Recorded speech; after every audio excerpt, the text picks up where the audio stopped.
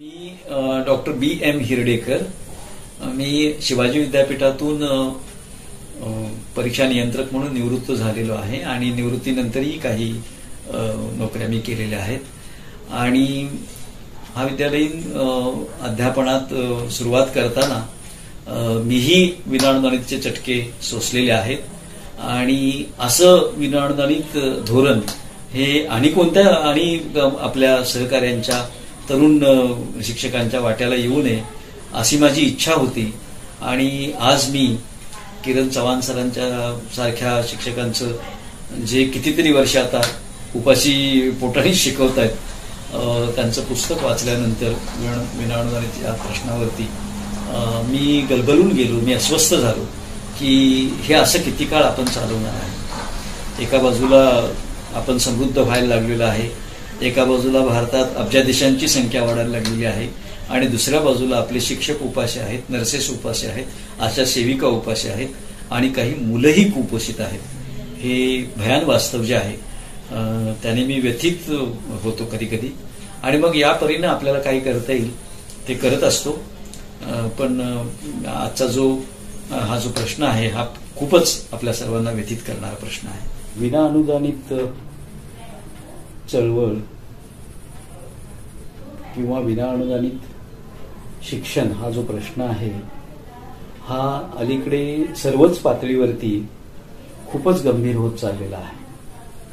विनाअनुदानित प्राथमिक शाळा, विनाअनुदानित माध्यमिक शाळा, विनाअनुदानित ज्युनियर कॉलेजेस आणि विनाअनुदानित महाविद्यालये सुद्धा, या सर्व स्तरावरती हे जे विनाअनुदानचं ज्याला रोग म्हणता येईल किंवा एक अतिशय वाईट अशा प्रकारचं दमनाचं शोषणाचं जे एक धोरण आणलेलं आहे ते नव्या पिढीच्या, शिकलेल्या पिढीच्या, शिक्षक होऊ इच्छिणाऱ्या पिढीच्या आणि विद्यार्थ्यांच्या पण पूर्ण भविष्याचा विचार न करता भविष्याची राखरांगोळी करणारं अशा प्रकारचं हे धोरण आहे.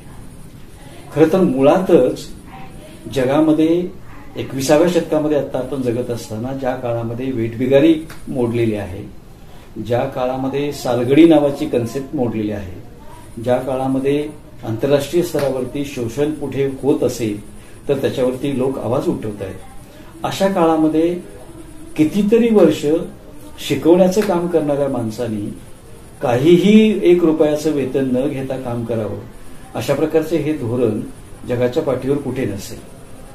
याचं कारण असं की जगण्याला माणसाला किमान काही कॅलरीज लागतात आणि मग जगातल्या अत्यंत कुपोषित, अत्यंत गरीब अशा देशात सुद्धा किंवा आता आपल्या भारतात सुद्धा ज्यांना अन्न पाणी मिळत नाही अशा लोकांना मोफत अन्नधान्य पुरवलं जातं.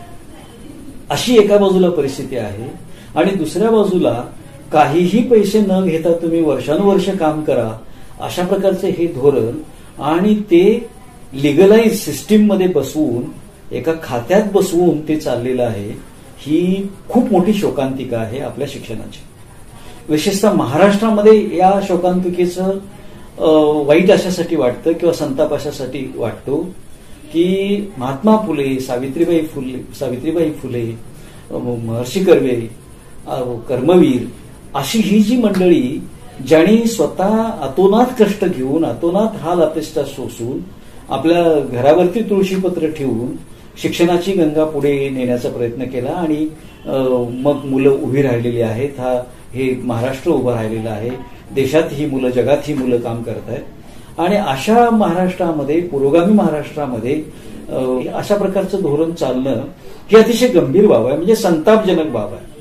मूळ त्याच्यातला प्रश्न असा आहे की कुठेही कोणत्याही कारखान्यामध्ये तुम्हाला मिनिमम वेजेसचा ऍक्ट लागतो, लेबर ऍक्ट त्याच्यामध्ये लागतो किंवा अँटी ऑपरेशन म्हणजे शोषण करायचे नाही त्याच्या विरुद्धचा कायदा लागतो आणि या मुलांचं जी शिकलेले आहेत, जी ग्रॅज्युएट झालेले आहेत, 12वी झालेले आहेत, बीएड झालेले आहेत, डीएड झालेले आहेत, एमएड झालेले आहेत, अशी ही मुलं, क्वालिफाईड मुलं वेगवेगळ्या शाळांतून काम करतायत ज्यांना काही भवितव्य नाही.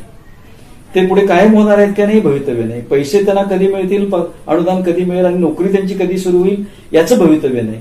त्यांच्या वडिलांचं आजारपण असेल तर त्याला कुठून पैसे आणायचं याचं उत्तर लोकांच्याकडे नाही. लग्न करायचं म्हटलं तर त्यांनी काय खायचं याचं उत्तर नाही. लग्न केल्यानंतर मुलं झाले असतील तर त्या मुलांच्या शिक्षणाचं काय करायचं याचं उत्तर नाही. आणि एका बाजूला या धोरणाचा जो पाठपुरावा करायला पाहिजे आणि हे संपवायला पाहिजे त्याच्यासाठी शासनकर्ते म्हणून काम करणारी जी मंडळी आहेत, त्या बाजूला पैसे नाही म्हणून काम करणारी जी मंडळी सांगतात, शासन सांगतात की आमच्याकडे पैसे नाहीत म्हणून. शासनाकडून निधी नाही असं जे पुढे केलं जातं त्याच्यावरती मला तरी असं वाटतं की असेल कधी काही वेळा शासनाची खूप पसारा असतो, खूप गोष्टी वेलफेअरसाठी करायच्या असतात, जनकल्याणासाठी करायच्या असतात, पण आमदार खासदार किंवा मंत्री झाल्यानंतर या मंत्र्यांचे जे पीए असतात आणि शिवाय ऑफिसर ऑन स्पेशल ड्युटी म्हणून नेमले जातात. मग यांचे पगार कशातून होतात? एकाच वेळी या सगळ्यांचे ओएसडीची संख्या आपण काढली तर ती किती असते? स्पेशल पीए काढली तर त्यांची संख्या किती असते? त्यांना किती पगार दिला जातो? मग तो निधी कुठून उभा केला जातो? म्हणजे एका बाजूला आयएएस ऑफिसर रिटायर झाले तर त्यांना वेगवेगळ्या आयोगावरती कमिशनवरती नेमलं जातं आणि त्यांचा शेवटचा पगार असतो ते पेन्शन असते लाखामध्ये आणि पुन्हा एखादी नोकरी किंवा आणि सेवेचं काम दिलं जातं. म्हणजे जो तुपाशी खातोय त्याला आणखीन बाबा तू एन्जॉय कर म्हणून सोयी केल्या जातात.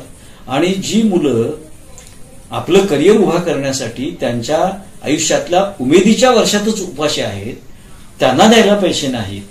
म्हणजे 60 वर्षांनी निवृत्त झालेल्या माणसाला अधिक पैसे देण्याच्या तरतुदी आपल्याकडे आहेत. आज मितीला देशामध्ये जवळजवळ 200 ते 300 पेक्षा जास्त आयएएस आयपीएस ऑफिसर हे पुन्हा सरकारी याच्यामध्ये कंत्राटी किंवा अन्य कोणत्या तरी कामामध्ये गुंतलेले आहेत. आता ही सगळी यंत्रणा जर अशी राबत असेल तर आपल्या ह्या हजारो शिक्षकांना द्यायला फक्त आणि हे धोरण बदलायला फक्त आपल्याकडे पैसे नाहीत, ही बाब अजिबात पटणारी नाही. म्हणजे पुतळ्याची उंची वाढवून जगातला मोठा आमच्या भारतात पुतळा आहे असं सांगण्यासाठी अब्जावधी रुपये आपण खर्च करतोय. आणि असे पुतळे हे जगामध्ये आमच्याकडे एवढे मोठे पुतळे, एवढ्या उंचीचे पुतळे आहेत म्हणून सांगायचं ही अभिमानाची गोष्ट नाही. तुमच्या देशामध्ये इतके शिक्षक आहेत, ते इतकं चांगलं शिक्षण देतात, त्याच्यातून इतकी चांगली मुलं घडत आहेत, त्याच्यातून इतके चांगले सायंटिस्ट आहेत, त्यातले एवढे नोबेल लॉरेट आहेत, त्यांच्या संशोधनातून इतके उद्योग उभे राहिलेले आहेत. ही भूषणावह गोष्ट आहे. आमच्या जागतिक शिक्षणामध्ये आमच्या प्राथमिक शिक्षणाची प्रतवारी पिसाच्या रेटिंगमध्ये उत्तम आहे. जगातल्या उत्तम विद्यापीठामध्ये आमची विद्यापीठं आहेत. ही भूषणावह गोष्ट. कुठल्या तरी वेगवेगळ्या माणसांचे पुतळे आणि त्यांची उंची याच्यावरती देशाची उंची नाही ठरत. आणि ती असेल तर तेही करूया, पण प्राधान्याचा विषय जो आहे शिक्षणाचा त्याच्याकडे आधी बघूया. महापुरुषांचे पुतळे उभे केले पाहिजेत किंवा नाही हा वादाचा प्रश्न आहे, पण समजा उभे करायचे असतील तर तो प्राधान्याचा प्रश्न आहे. मंदिर बांधायचा प्रश्न प्राधान्याचा आहे का शिक्षणापासून मुलं वंचित राहतात तो प्राधान्याचा प्रश्न आहे. जगातली सगळी शहाणी राष्ट्र ही शिक्षणावरती खर्च करतात. आधी पहिलं प्राधान्य शिक्षणाला आहे, आरोग्याला आहे आणि त्याच्यानंतर बाकीच्या सोयी सुविधाला आहे. नवं मंत्रिमंडळ उभं राहिल्यानंतर किंवा निवडून आल्यानंतर जवळजवळ प्रत्येक मंत्र्यांच्या केबिन पुन्हा बदलल्या जातात. त्यातल्या प्रत्येक केबिनवरती काही लाख रुपयाचा खर्च होतो. त्यांची निवासस्थानं बदलली जातात, तिथल्या दुरुस्तीवरती लाखो रुपयाचा खर्च केला जातो. हे पैसे कुठून येतात? फक्त या मुलांना द्यायला पैसे नाही आहेत. हे पैसे कुठून येतात? हे पैसे आहेत की नाही? या सगळ्या आमदार खासदारांच्या सोयी सुविधासाठी 3,000 4,000 युनिटची वीज स्वस्त मिळते. इतक्या 1000 किलोमीटरचा प्रवास स्वस्त मिळतो. पार्लमेंटच्या असू दे किंवा विधानसभेच्या कॅन्टीनमध्ये 3 रुपये 5 रुपयामध्ये सबसिडाईज भोजन मिळतं. या सगळ्या सोयी सुविधा जे निवडून दिलेले लोक घेतात, या सगळ्या मंडळींची कोट्यधीशाची प्रॉपर्टी आहे, तरी सुद्धा ह्या सगळ्या सवलती घेत आहेत. आणि मुलांना, ह्या शिकवणाऱ्या तरुणांना त्यांचा हक्काचा पगार मिळू नये, शाळांना अनुदान मिळू नये. बरं, ज्या शाळा चाललेल्या आहेत त्याच्यामध्ये ह्या शाळेमध्ये मुलांना शिक्षण द्यायचं हा शिक्षणाचा हक्क आहे, त्या मुलांचा हक्क आहे. त्यांचा हक्क बजावत असताना ह्या मुलांनी या तरुण मुलांनी, तरुण शिक्षकांनी शिकवलं नाही तर शिक्षणापासून काही मुलं वंचित राहणार आहेत. म्हणजे एका बाजूला या मुलांचंही शिक्षण धोक्यात आहे आणि शिकवणाऱ्यांचंही शिक्षण धोक्यात आहे आणि त्यांचं भवितव्य धोक्यात आहे. अशी परिस्थिती असताना पैसे नाहीत म्हणतात. पुतळे उभा करायला पैसे आहेत किंवा रस्त्यांच्या दुरुस्तीला पैसे आहेत, मोठमोठे आवश्यक नसलेले ब्रिज आणि मेट्रोज सुरू करायला पैसे आहेत, म्हणजे कारखान्यांना सबसिडी द्यायला पैसे आहेत, अनेक उद्योगांना पैसे द्यायला सबसिडी आहेत, बँकांची कर्ज बुडवणाऱ्यांना माफ करायला पैसे आहेत. फक्त शिक्षकांना विनाअनुदानितचं अनुदानित करावं त्याच्यासाठी पैसे नाहीत. ही न पटणारी गोष्ट आहे, ही राग आणणारी गोष्ट आहे. आणि आता अलीकडे असा एक ट्रेंड दिसतोय की ज्या शिक्षण सेविका आहेत त्यांना पण द्यायला पैसे नाहीत किंवा ज्या आशा वर्कर्स आहेत त्यांनाही द्यायला पैसे नाहीत. म्हणजे एका बाजूला जे अनुदानित वरती आहेत त्यांना काही लाखात पगार आहे, त्यांचा डीए दरवेळचा 2 वेळचा मिळतो, त्यांची वर्षाची इन्क्रिमेंट दिली जाते, त्यांचे फरक दिले जातात, जे पॅन्डेमिकच्या काळामध्ये सुद्धा दिले. आणि ज्या लोकांना जगण्याचा प्रश्न आहे त्यांना किमान वेतन. मी तर असं म्हणतो की या सगळ्या लोकांना शासनाने आता सालगडी ठरवावं. जसं खेडोपाड्यामध्ये मोठ्या मोठ्या सावकारांच्या घरी, धनिकांच्या घरी गडी असायची, त्याला वर्षातनं एक घोंगडं, 1-2 ड्रेस, एक चप्पल आणि खाण्यापिण्याची सोय केली की सालगडी खुश. आणि काय त्याच्या कुटुंबाचंही असेल. किमान आता ह्या सगळ्या लोकांना आपण जसं शिक्षण सेवक म्हणतोय किंवा आणि काहीतरी त्याला आता नाव ठेवलंय, त्यांना आपण सालगडी म्हणूया. आणि निदान शाळेत आल्यानंतर त्यांना जेवायला मिळेल आणि घराकडे जाताना बायकोला जबा घेऊन जाता येईल एवढं जेवण तरी देऊया ना, राहू दे. आणि वर्षातनं एक कपड्याचा जोड, किमान एवढं तरी शाळेत येण्यासाठी, मुलांच्या समोर उभं राहण्यासाठी पायात एक चप्पल, अगदी स्लीपर 10 रुपयाचं 20 रुपयाचं द्या आणि एक साधा 5 रुपयाचं मांजरपटचं कापड द्या आणि काहीतरी एखादी पॅन्ट कसली तरी द्या आणि 2 वेळचं जेवण द्या. नकोच राहू, पैसे तरी राहू. असा सुद्धा विचार काही लोकांच्या डोक्यात का येत नाही, हे संतापजनक.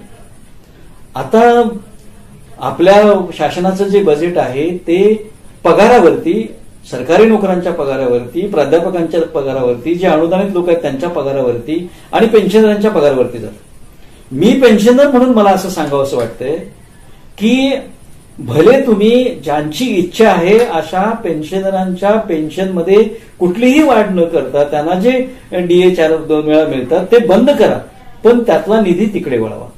एक 5-10 वर्ष ज्यांचे पगार लाखाच्या वरती आहेत अशा लोकांची डीए 2 वर्षात न चुकता मिळतात ते बंद करा, त्यांचे फरक बंद करा. आणि हे जे चाललेलं आहे, या लोकांचं आयुष्याचं वाटोळं चाललेलं आहे ते कुठेतरी आपण थांबवायला पाहिजे.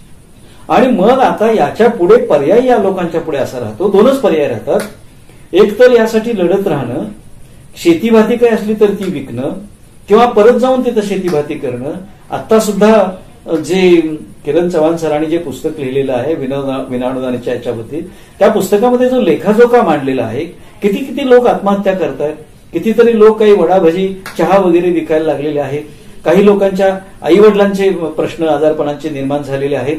म्हणजे त्यांचं सगळं कुटुंबच्या कुटुंब विध्वस्त व्हायला लागलंय. म्हणजे पिढ्या घडवणाऱ्या पिढ्या बर्बाद व्हायला लागल्या. जर पिढ्या घडवणाऱ्या शिक्षकांच्या पिढ्याच आपण गारद करत असू या धोरणामुळे, तर मग महाराष्ट्राच्या शिक्षणाचं भविष्य काय? आपण नवीन शैक्षणिक धोरण आणायला लागलोय आणि महाराष्ट्र शासन म्हणते आम्ही पण नवीन शैक्षणिक धोरण केंद्राने आणलेलं आम्ही राबवणार. पण नवीन शिक्षण धोरण राबवताना, आरटीई ऍक्ट राबवताना किंवा गुणवत्तेचं शिक्षण द्यायचं असेल तर अगोदर या शिक्षकांच्या जगण्याचा प्रश्न, या शिक्षकांचं चांगलं जीवन राहू दे, फक्त जगण्याचा प्रश्न सुटेल असं किमान काहीतरी त्यांना वेतन, म्हणजे 20%, 30%, 40% हे सोडून देऊ आपण.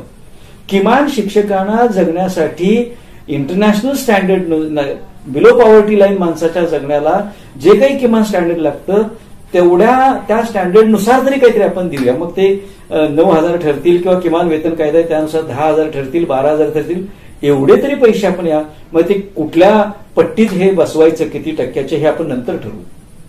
आणि मग आता या लोकांच्या पुढे पर्याय एकच राहतो, लढत कुठेतरी न्यायालयाचा.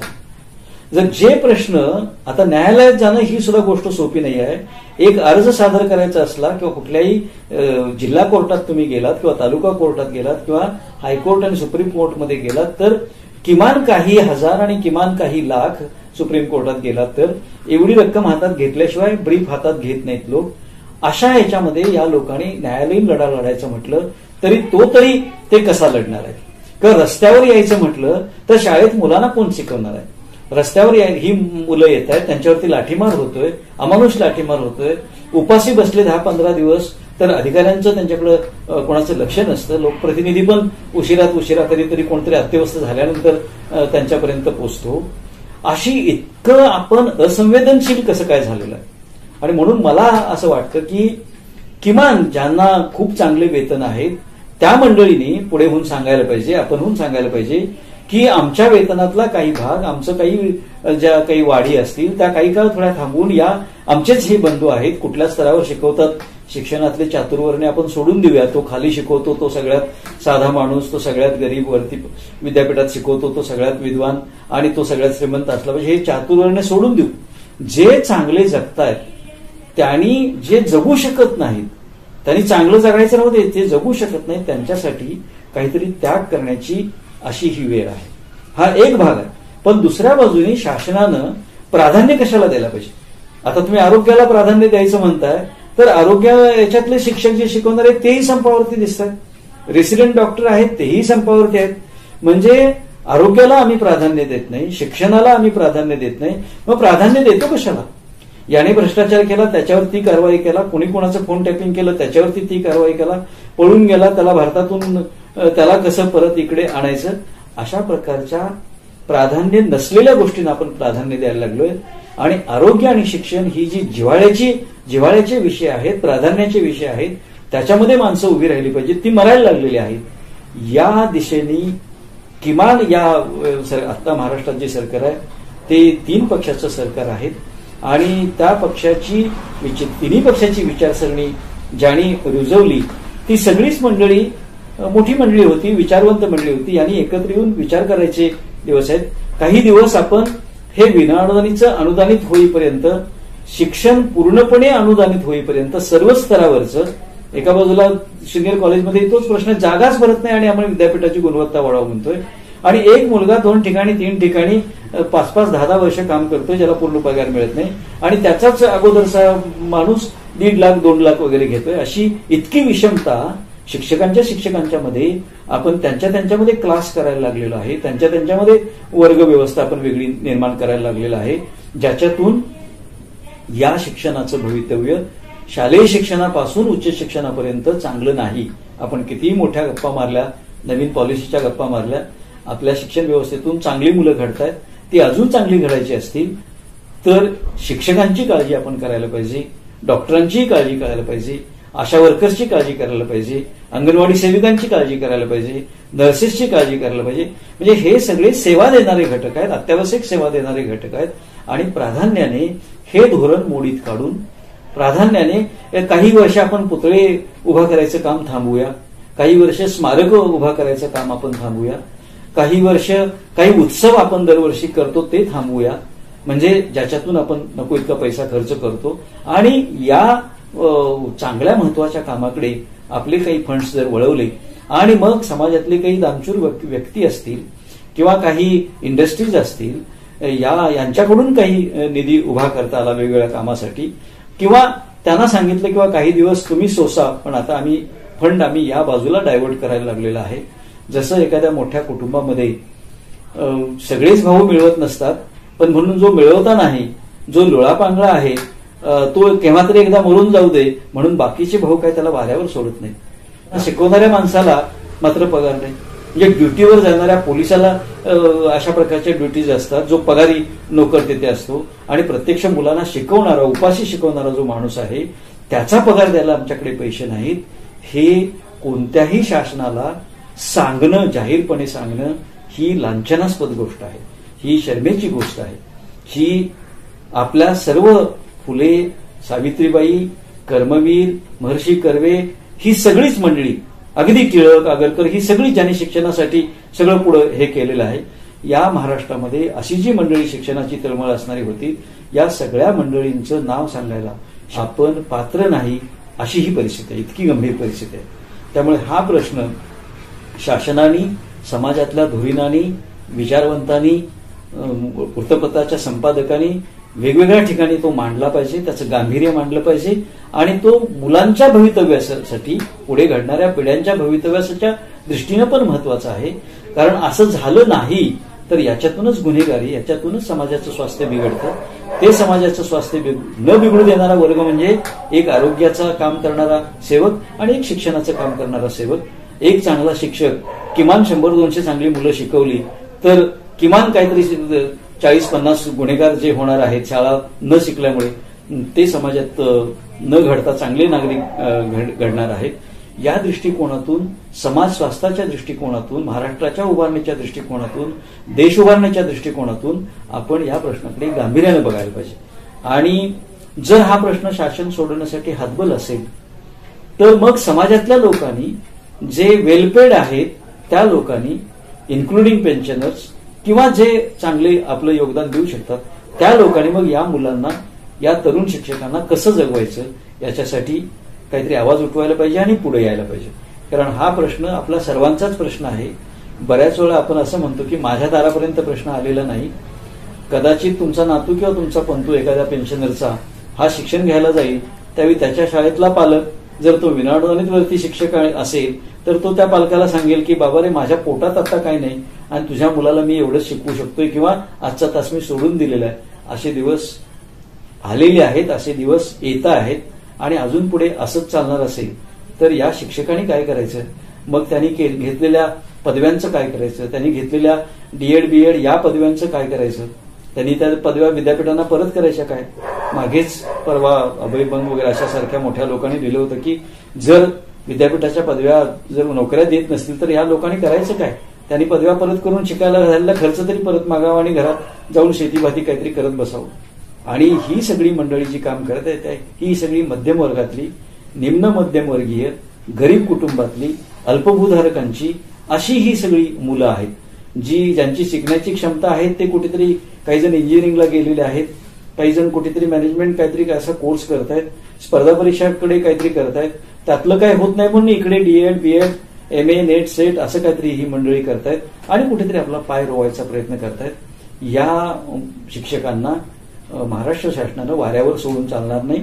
लवकरात लवकर सर्वच स्तरावरचं हे विनाअडचणी धोरण लवकरात लवकर, किमान काही वेळ हा घेतला तरी चालेल, पण किमान काही वेळ म्हणजे अजून काही लोकांचे जीव जाण्याचा वाट न बघता, पण कोणत्याही परिस्थितीमध्ये या धोरणाचे टप्पे काहीही ठरवून आज मितीला महाराष्ट्रामध्ये विनाअडचणीत म्हणून काम करणारे जे शिक्षक आहेत त्यांना जगण्यापुरता तरी भत्ता, मग त्याला तुम्ही निर्वाह भत्ता म्हणा, सर्व्हायव्हिंग सबसिस्टन्स अलाउन्स म्हणा, तो तरी किमान दिला पाहिजे. आणि त्यांचं शोषण हे अमानुष शोषण आहे. विनाअडचणीवरती 1 रुपया न घेता काम करणं हे 21व्या शतकात न पटणारी गोष्ट आहे. या मुलांना आपण आमच्यासारखा एखादा कोणीतरी तज्ञ माणूस जातो आणि शाळेत त्यांच्यात भाषण देतो की 21व्या शतकातला शिक्षक स्मार्ट असला पाहिजे, तो दिसायलाही स्मार्ट पाहिजे, स्मार्टली ड्रेस्ड पाहिजे, त्याच्याकडे स्मार्ट मोबाईल पाहिजे, त्यांना मुलांना असं शिकवायला पाहिजे. त्यातला एखादा मुलगा उठून जर तरुण आम्हाला शिक्षक सांगायला लागला की सर तुम्ही सांगताय हे ठीक आहे, तुमची घरात बसून तुम्हाला पेन्शन मिळते, पण आज मी न जेवता आलेलो आहे, तर अशा तरुणांना, अशा शिक्षकांना त्यांच्या पुढे तोंड घेऊन जाणं सुद्धा शुद्ध माणसाला शक्य नाही. असे दिवस, असे वाईट दिवस ही मंडळी काढतायत आणि त्यासाठी आपण सगळ्यांनी, विशेषतः शासनाने लवकरात लवकर या विनाअडचणीत धोरणाचा निकाल लावायला पाहिजे. कारण काही वाईट यंत्रणा आपण कायम करायला लागलोय त्या महाराष्ट्राने तरी करू नयेत. म्हणजे एका बाजूला आपण दिल्लीत बघतोय, एक छोटंसं ज्याला स्टेटचा दर्जा आहे अशी दिल्ली, जिथे उत्तम दर्जाची शिक्षण पद्धती राबवली जाते, शिक्षकांना उत्तम सोयी दिल्या जात आहेत, तिथे शिशोदयांचा शिक्षा पॅटर्न जो राबवला जातो त्याच्यामध्ये शाळेतल्या मुलांना सुविधा चांगल्या दिल्या जात आहेत. राजधानीच्या ठिकाणी जिथे उच्चभ्रू समाज एका बाजूला काम करतो तिथे हे जर शक्य आहे तर महाराष्ट्रासारख्या समृद्ध, काही भाग सोडला तर समृद्ध अशा प्रकारच्या राष्ट्रामध्ये, महाराष्ट्र म्हणतो अशा राष्ट्रामध्ये, अशा राज्यामध्ये हे का होऊ नये? म्हणजे सगळ्यात जास्त रेव्हेन्यू आपण, चांगल्या प्रकारचा रेव्हेन्यू आणि टॅक्स सेंट्रल गव्हर्नमेंटला देतो, आपण जमा करतो. अशा ठिकाणी हे का होऊ नये हा चिंतेचा विषय आहे. खरं तर सर्व राजकीय लोकांनी हे ठरवलं, किमान एवढं ठरवलं की सर्व निर्वाचित लोकांनी आणि जे लोकप्रतिनिधी आहेत त्यांनी किमान 1-2-3 वर्ष किंवा त्यांचं टेन्युअर आहे त्या 5 वर्षामध्ये कोणतेही भत्ते ते घेणार नाहीत, कोणत्याही सवलती ते घेणार नाहीत, कोणतंही काही फुकट त्यांना मिळते ते घेणार नाहीत आणि ते या शिक्षकांच्यासाठी ते देऊ करतील असं सुद्धा का होऊ नये. आणि मग अशा प्रकारच्या काही योजना आखून थोडे फंड्स जे तयार होतील ते या विनाअनुदानित धोरणाच्या वाटेला जातील आणि हे सगळं अनुदानित आपल्याला आणता येईल. शिक्षण, सर्वच शिक्षण अनुदानित असलं पाहिजे. कारण जर अशा प्रकारचं शिक्षण आपण द्यायला लागलो तर त्याच्यातून जी शिक्षणाच्या परिघात मुलं यायला लागलेली आहेत, आरटीईच्या माध्यमातून आपण आणायला लागलेलं आहे, ती मुलं आपण इन्क्लुझिव्ह सर्वसमावेशक धोरण शिक्षणात राबवायला लागलोय, त्याच्या उलटा प्रभाव सुरू होईल आणि शिक्षणाच्या प्रवाहाच्या बाहेर मुलं पडतील. ही गोष्ट आपल्याला भूषणावं नक्कीच असणार नाही. या दृष्टिकोनातून आपण या शिक्षकांचा आणि या धोरणाचा विचार करायला पाहिजे. आज आपण आपल्याकडे जे